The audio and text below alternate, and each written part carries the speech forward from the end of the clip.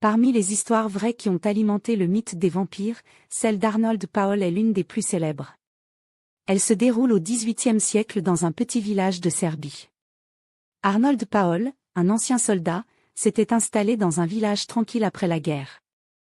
Il prétendait avoir tué un vampire durant son service militaire. Selon les habitants, il avait affirmé qu'il avait lui-même contracté cette malédiction en étant mordu. Après son installation, Arnold mourut subitement en tombant d'une charrette de foin. Quelques jours après sa mort, Arnold avait été vu rôdant la nuit.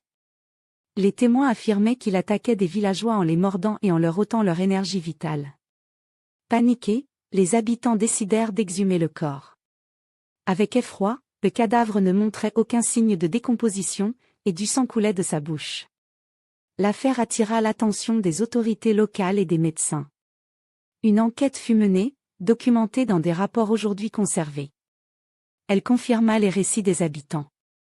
Persuadés d'avoir affaire à un vampire, les villageois enfoncèrent un pieu dans le cœur du corps, qui, selon eux, aurait émis un gémissement.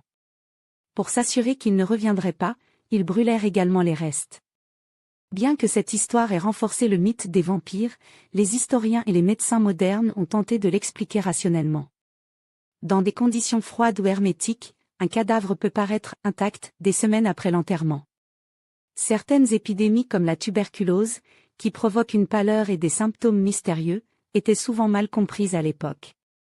Les superstitions, alimentées par la peur, ont pu conduire à une hystérie collective.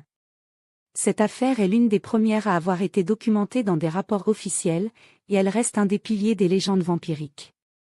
Alors, simple cas d'hystérie ou preuve qu'il y a une part de vérité derrière les mythes ? À vous de juger.